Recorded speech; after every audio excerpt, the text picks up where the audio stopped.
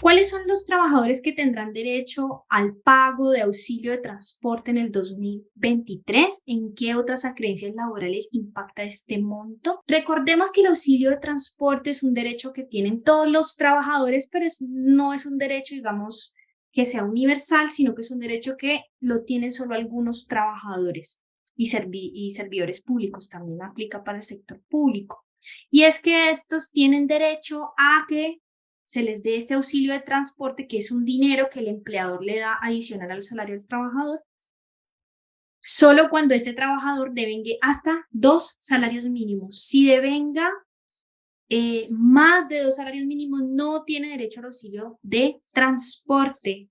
Recuerden que las personas que tienen trabajo en casa tienen derecho también, pero no se llama auxilio de transporte, sino que se llama auxilio de conectividad cuando ganen hasta 2 salarios mínimos, y también solo tienen derecho los trabajadores que no vivan en el sitio de trabajo, o sea, las empleadas de servicio doméstico, por ejemplo, que son internas, ellas no tienen derecho al auxilio de transporte porque ellas viven en su lugar de trabajo.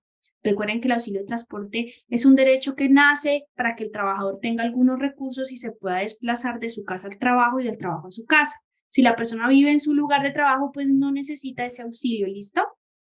Y en otro caso en donde tampoco se paga el auxilio de transporte es cuando el empleador suministra un transporte que sea idóneo, que sea adecuado al trabajador para de ir de su casa a la empresa y de la empresa a su casa, ¿sí? Es decir, no es es que como él trabaja no sé, en Acopi, que es una zona industrial por acá fuera de Cali, y entonces yo le pongo un bus de Acopi a la entrada ahí a la 14 Calima aquí en Cali, y entonces ya con eso cumplí con el auxilio de transporte, ¿no? Porque si el trabajador vive en el sur, la 14 Calima queda en el norte de la ciudad, pues ese trabajador no ha llegado a su casa. En ese caso no podríamos hablar del suministro de ese transporte.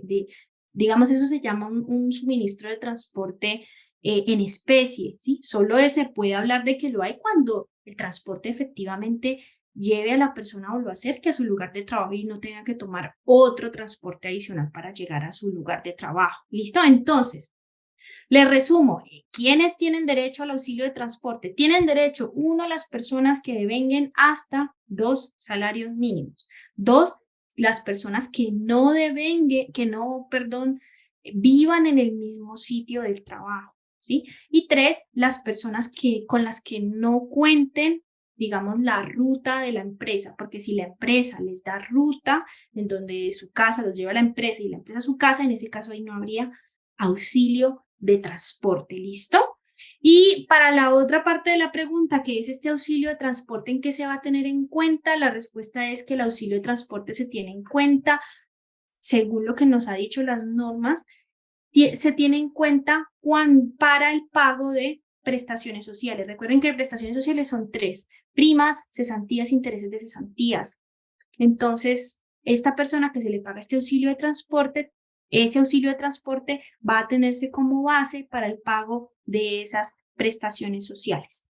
Finalmente, recuerden que para el 2023 el auxilio de transporte subió un 20% y entonces corresponde a 140.606 pesos. Ese es el auxilio de transporte para el año 2023. Este fue establecido en el decreto 2613 del 2022. Disfruta de nuestra programación semanal. Suscríbete a nuestro canal, actualícese video